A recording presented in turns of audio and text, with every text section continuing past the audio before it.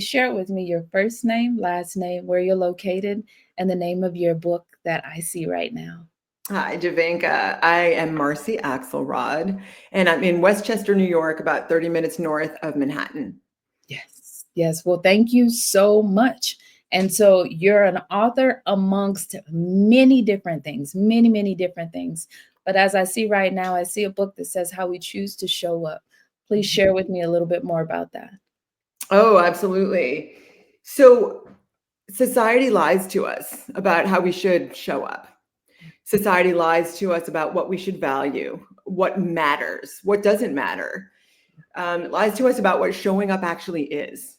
And, I'll get into the story later about why this is my calling, right? Not my job, not my career, but my calling. Yes. I felt that since we're all doing it wrong and we don't really know what it means to show up, there has to be, a model out there. There has to be a playbook that helps us live life as nature designed us to live, because we are nature. So the book gives us a very clear, simple model that I will actually show you, and I'll send you these slides for the show notes. But there's a model of how humans are designed to show up, and there's a continuum.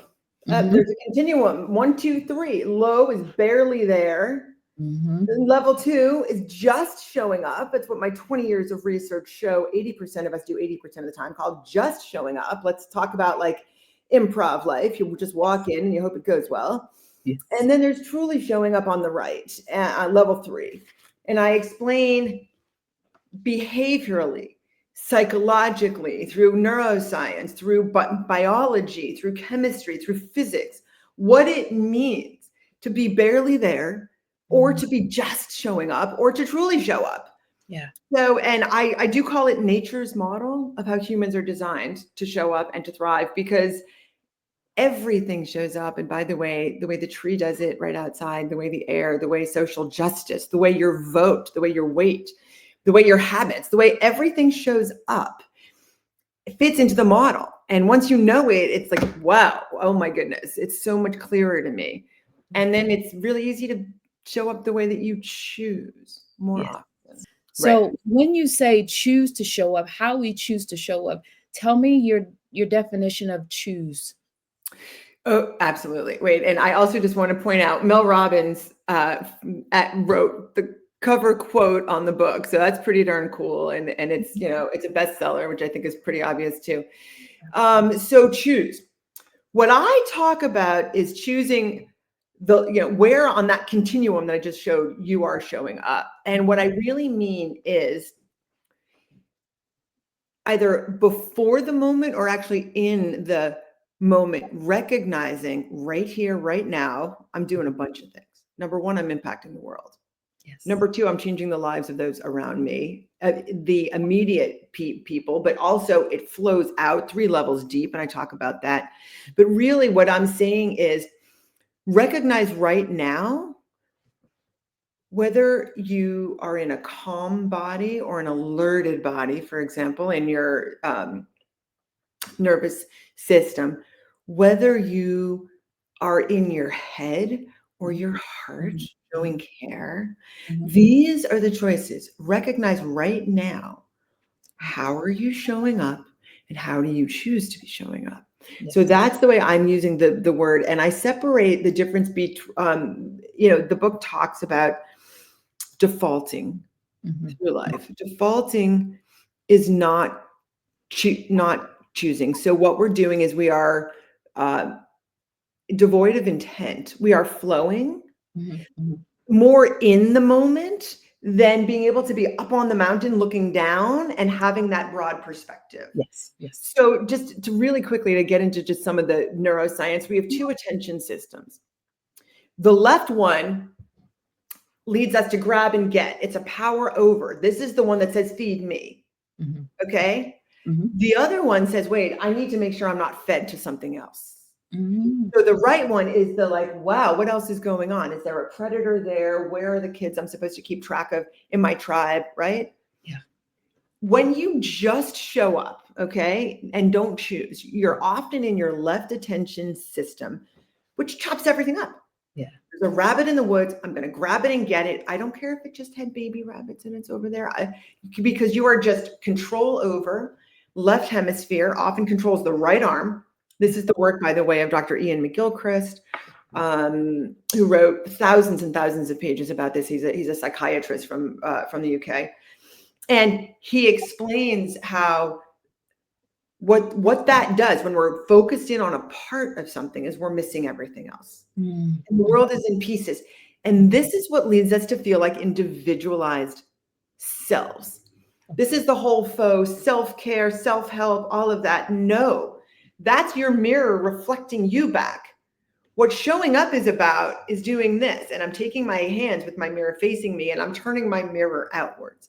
It's recognizing that the self is a large S self, which is part of society, because we are absorbing all the laws that are out there, all the like, yes, you need to look a certain way and have a certain job and title and car and how and garbage, as opposed to we are here to care for each other. So truly showing up is recognizing, how am I attending to the moment? Which attention system? Is it the only one, Javenka? Is it the right hemisphere that leads me to feel you right now? And you know, what happened? I just switched into my care mode. Now, when I'm asking a question because I want to have understanding. When you say default, my mindset says whatever happened before I came in, that's my default, and it's going to be delivered outward. However, if I'm not utilizing the default and I'm choosing whatever happened here, rather good or bad, I can pull in, make that decision to change, and then send it out. Am I on the right track here? You're definitely on the right track. Okay. Yes. And I want to pick up on something you just said, Javenka, about, turning toward others. There is not the distance and the separation that people think, right? David Bohm, one of the foremost physicists of the 20th century, who was trained by Oppenheimer, wrote a book called Wholeness and the Implicate Order. And it was published, I believe, in 1980. And, he was right up there with Albert Einstein in terms of understanding the workings of the universe. Everything that's here, us, the leaves, the tree, everything in the past and the future is a single system. And just because people pop up like, leaves on a tree and we think we're a separate leaf because we have somewhat of a separate life, we are not. We are attached to the same branch of a single tree, and maybe a bunch of trees, but we're all interconnected under the earth, right? And this is research that was well shown. In fact, I think it's actually on my desktop, like the actual article. I reference it in my book. Suzanne Simard is the one who wrote it. Anyway, the me and you really merges into a MWE, M-W-E. That's actually a term of Dr. Daniel Siegel, who created a field called interpersonal neurobiology, because he showed how when you and I are looking into each other's eyes, Javenka, in just seconds, the brain waves in your brain and in mine start to literally resonate as a single wave. So we exist as one mind in this between space. And what the model of showing up talks about, it says you're not just a self, but you're also a member of a situation right now, meaning how you think, feel, and act is largely determined right now by what's going on around you. Is there a bottle of water? Maybe you will lift it and drink it. If it wasn't there, you wouldn't lift it and drink it. If you're smiling at me, my chemistry is shifting. My cortisol is going down. My adrenaline is going down. Maybe some dopamine and serotonin are going up. My oxytocin, the connectedness or love hormone, is going up. And therefore, what I think, how I feel, and what I say, what I do, have been shifted by you. You are indwelling within me, right? Just like I am taking up inhabitants within you, your body, your chemistry. So we have a situation member role. And it's right here. There's a model: self, situation member, societal member. Okay, and it's happening all at one time because why are you maybe in an office? Why are you in a home? Society has told us we're going to build these things. This is where people work. This is where people, everything around us is a creation of the society and the culture. Why are we on a podcast? Why does this laptop exist? So the more we recognize we're in 3 roles at once, and that's what's creating us. Yeah. It's everything that society has led us to be and told us. That's what we believe about good and bad, and do this and don't do that. And the moment right now. So I really want people to be clear. You're a societal member and a situational member far more than you're a quote self. And don't fall into the ego mirror in small s for self. We're a big S for self, which is the integration of the 3. And I'm, it might sound abstract, but think about what are you doing and how do you feel this moment? That model explains it. And the very matter of fact explaining what's going on in your mind, in your body, and in your behavior right now.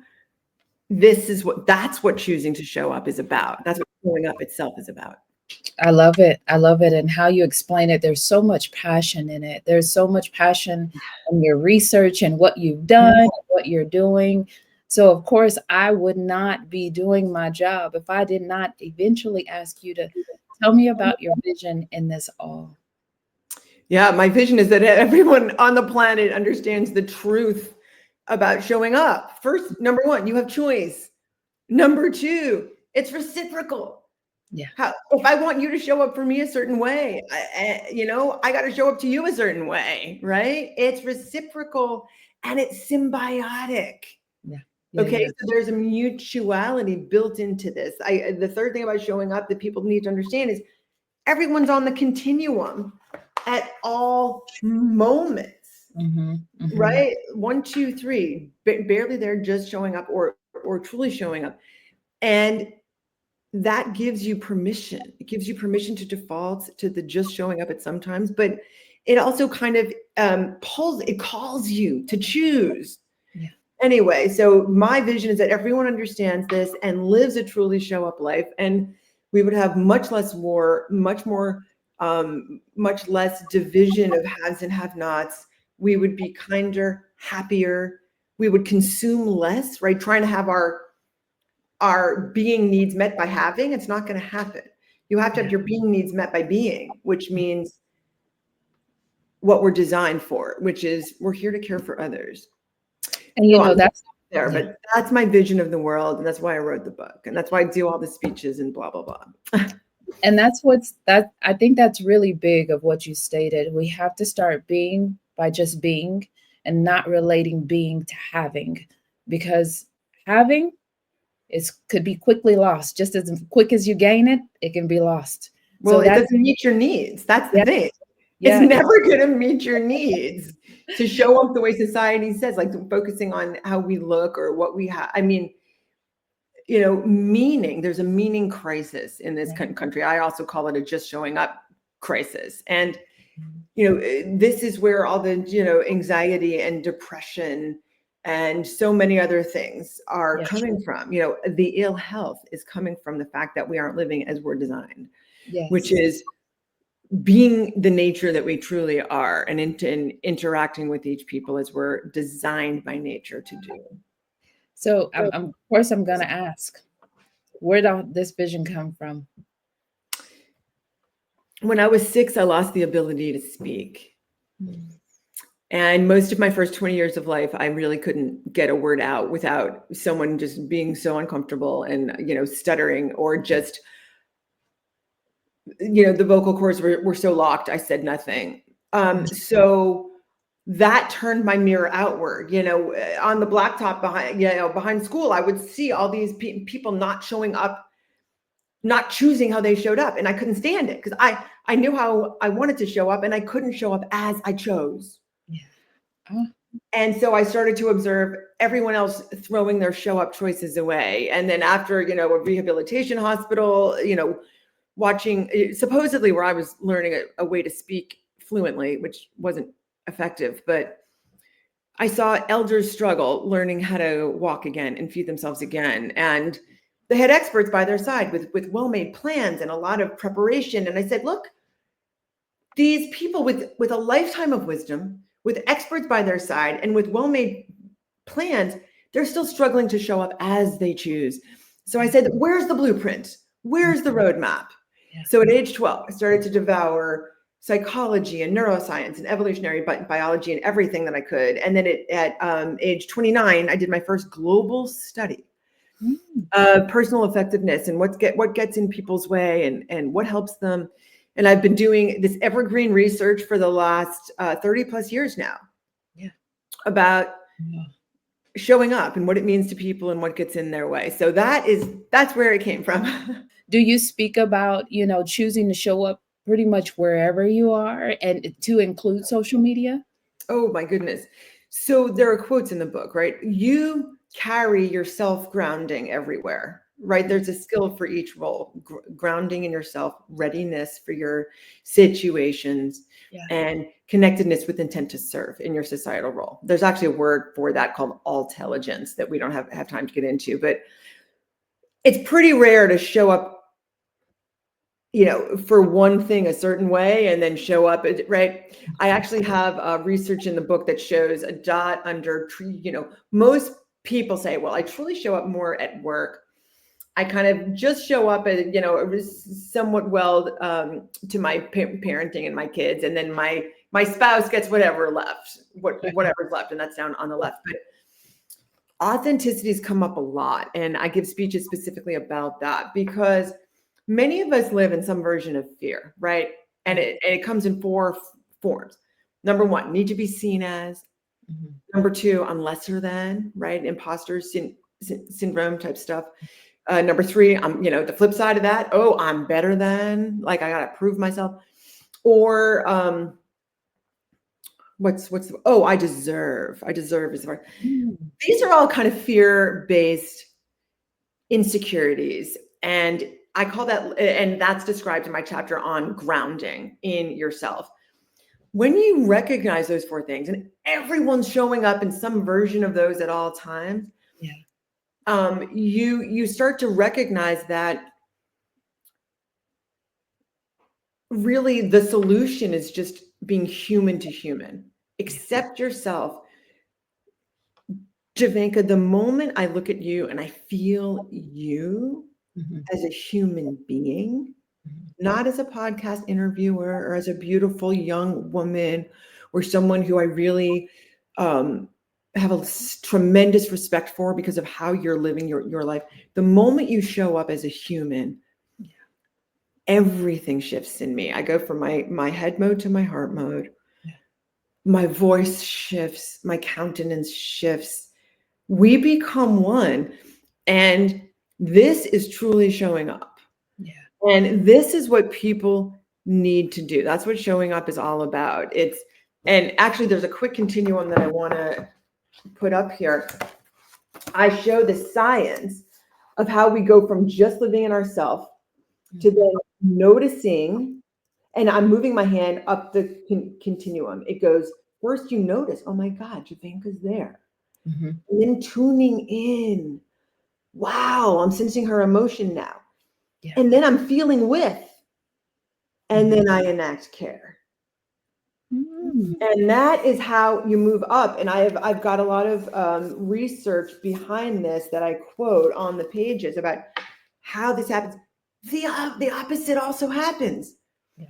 If I show up feeling, oh my God, I'm lesser than, this interview is not going to be as good as the 50 she did before. People aren't going to feel, anyway, whatever that fear is, Jovanka, do you know what happens? And this is the research of Suzanne Jacopio. And what she explains, if I'm in fear, your face to me reinforces that. And I feel threat. Oh my God, this isn't working. I literally will feel a threat from a friendly face. Because I'm showing up a certain way to you, to the moment. That this is my situation member role. How am I showing up to the moment, right? That's our point of contact with reality. And I have a choice of fighting against it or of merging yes, with you human to human. yes. So you've kind of lost sight of your original question and gone afield, but really think it's important for people to understand these things. Yes, Authenticity, yes. yeah. Brings us back to authenticity. Thank you for being here today. I'm really happy that you tuned in to Vision Pros Live. I'm looking forward to seeing your reactions as these episodes continue to move forward. This is going to get more and more fun. We'll have more and more engagement as well. We'll invite people to participate in the show. And thank you for giving us your time and attention. Have an excellent time building out your vision and becoming a Vision Pro yourself.